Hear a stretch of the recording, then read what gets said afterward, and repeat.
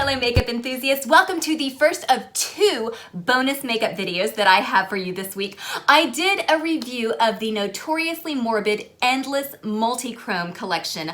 I believe that was on Monday. Yes, it was Monday because it was Makeup Monday. And I forgot to say so many things about Multichromes. Plus, I wanted to play a little bit more with some more Notoriously Morbid makeup. And I wanted to say a special thank you to, I believe, Erin Joe for hipping me to the Facebook group called Notoriously Morbid's Customer Crypt. I think that's right. If it's not correct, I will put the correct name down below. So if you guys are interested in that brand, there is a Facebook group for Notoriously Morbid customers. I'm thinking Angel, you could probably crank out some really pretty looks with Notoriously Morbid makeup. I'm thinking Mary, you could probably crank out some beautiful looks. So definitely go check out that Facebook page if that's something that you might be interested in. So, okay, some things that I forgot to say about Multichromes in my previous video. First of all, I wanted to go into how they're made. I don't know. I deep Googled. I did a lot of digging to try to figure out how multichrome pigments are made. I don't really know. All I know is that multichrome pigments are way difficult to make and they are very expensive to produce. And so that's why you're going to end up paying a lot more money for a multichrome shadow than you would for even a duochrome, because you're talking about 4 colors at once. I believe you've got the duochromes, you've got the trichromes, which I think we need more trichromes. Those are pretty cool and I find them a little bit more friendly when it comes to making a whole look around them. And then you've got multichromes, which I believe are 4 or more. I don't think I've ever seen one with 5. I have no idea. But anyway, they are expensive to produce. And I also wanted to say that be very careful. I also wanted to say that you want to be very, very careful if you're trying to blend 2 multichromes together. First of all, because when you try to blend them out, since they have a dark base and since they perform a little bit better, maybe they apply a little bit easier if you put them over a black base. So I'm just putting down some Destruction right now. I'm gonna grab another multichrome. I'm gonna grab Dream and we're gonna see how these 2 play together. So here's Destruction and here's Dream. And so when you try to blend them, basically you just end up with a really muddy color. So trying to blend multichromes is not the same thing as trying to blend 2 mattes or trying to blend 2 shimmers or even trying to blend, say, a matte into a duochrome. It makes a mess. So be very, very careful if you're trying to use 2 multichromes side by side. I think that's all I forgot to say. I'm sure that there's more that I forgot to say. I always forget things in my videos and have to end up making an extra video that probably nobody really asked for, probably nobody wanted. But if you are watching this, thank you very much. I'm going to actually show you how I got this look starting now. So because I'm going to be working with a lot of loose shadows and I'm not the best at working with loose shadows, I'm not sure that I'm willing to learn. I think I'm just going to stick with my pressed shadow preference, but Notoriously Morbid does make a lot of beautiful loose shadows. And so I'm going to give them a whirl. I'm putting down a towel just like I'm about to have period sex, and let's get going. And I'm gonna start off by playing with one of their NecronomNEONS. I have a couple of these, but I'm choosing to play with Cthulhu because he matches my sweater, and all of their NecronomNEONS are Lovecraft references as far as their names go. I think that's wonderful. So the NecronomNEONS, I have tried to work with them before with mixed results. So what I always do is I try to get a little bit of the product in the lid and kind of try to make it behave like a pressed formula. Now, if you just swatch it dry, look at that. I mean, that's flippin' gorgeous. Look at me, I didn't use the actual F word. But the problem is that it goes away really easily. So let's try a sticky base. Some trusty NYX glitter glue. I've tried lots of different glitter glues and honest to God, NYX is my top pick.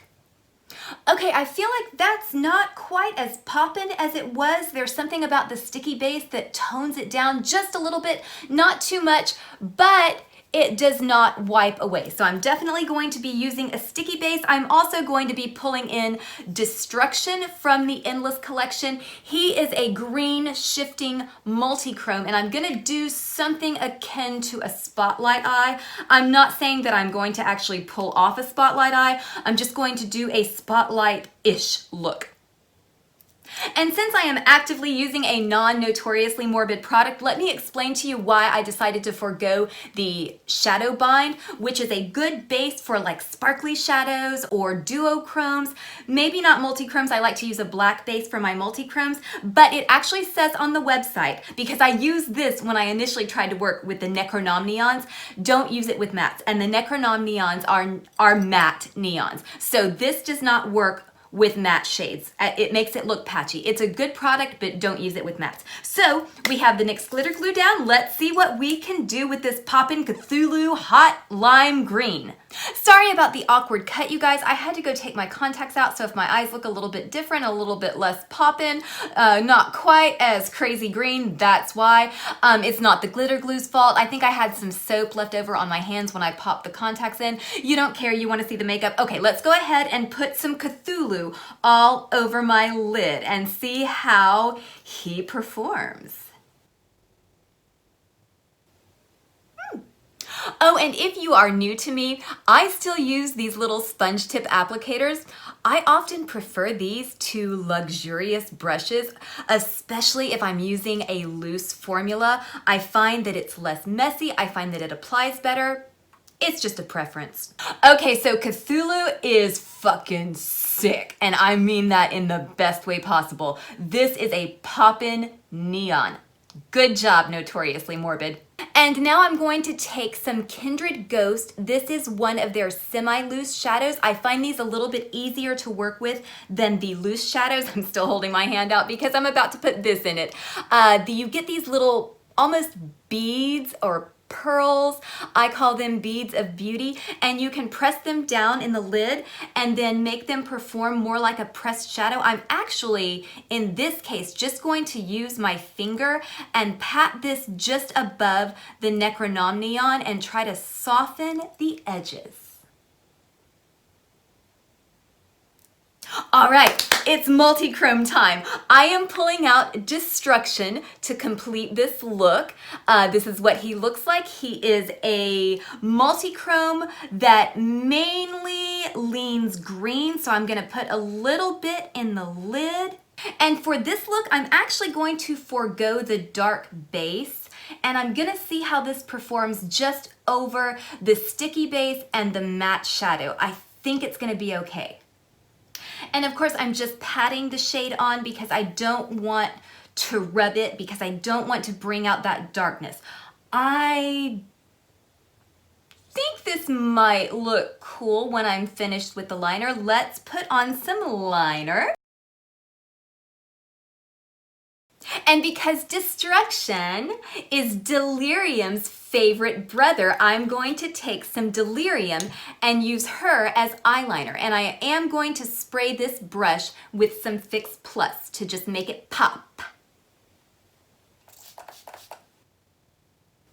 Okay, I'm gonna go clean up the fallout. Fallout is inevitable when you're working with a loose formula, at least when I'm working with a loose formula. I'm going to do the other eye. I'm going to put on some lashes, and I will be back in 1 second. And voila! Let's go ahead and zoom on in. So I feel like I have finally created an eye look using multi-chrome shadows, not only multi-chromes, but using 2 multi-chromes that I personally like. Would I wear this again? Hell yes, I really like this look. Would I wear it often? No, but not because it's bright and not because it's crazy, just because it took a lot of effort. But that may just be because I'm not used to working with loose shadows. That's not Notoriously Morbid's fault.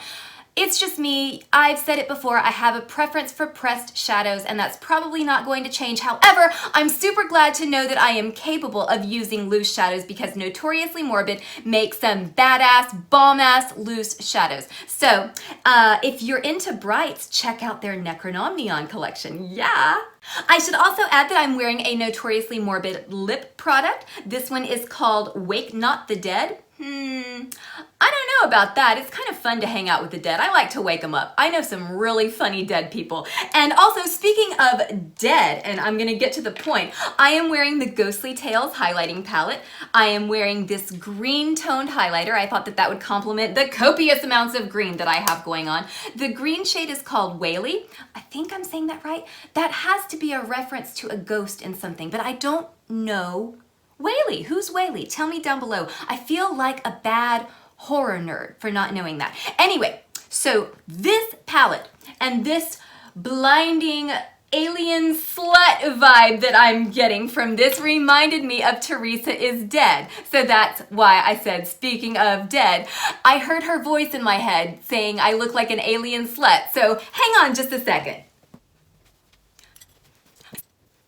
So I got some Theresa is Dead merch in the mail. I already have a Garbage Person shirt, but I got the Take Me to Your Leader so I can fuck him shirt. I love it, not just because it's really funny and not just because I want to support Theresa, because if you haven't seen her, I mean, you've seen her. She is a raunchier, funnier, not version of me, but she's raunchier and funnier than I am. She's much better at putting on makeup than I am, and she reviews a lot more shit than I do. So, I mean, stay, don't leave me, but also check her out because she's awesome and she reviews a lot of shit. She's really funny, blah, blah, blah. Anyway, this hoodie, I got it from Teespring. Obviously, that's where most YouTubers sell their merch.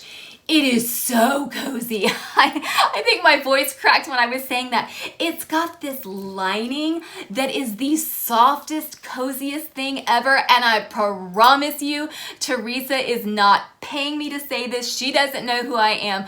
I just wanted to tell you that if you've ever considered ordering merch from Teespring, order one of their premium hoodies. It's so soft, it's so comfy. And that almost wraps it up for today, but before I sign off, let me know, do you think that this look is worthy of posting to Notoriously Morbid's customer crypt on Facebook? Because I don't want to post any garbage. I want it to be good. So let me know, like, is this worthy? And that does wrap it up for today. As always, thank you guys so very much for joining me. Follow me on Instagram. I will follow you back. Throw me a pity like, give me some encouragement to make some more videos. Very special shout out to you if you are watching this video on the toilet. And until next time, enjoy your joy responsibly.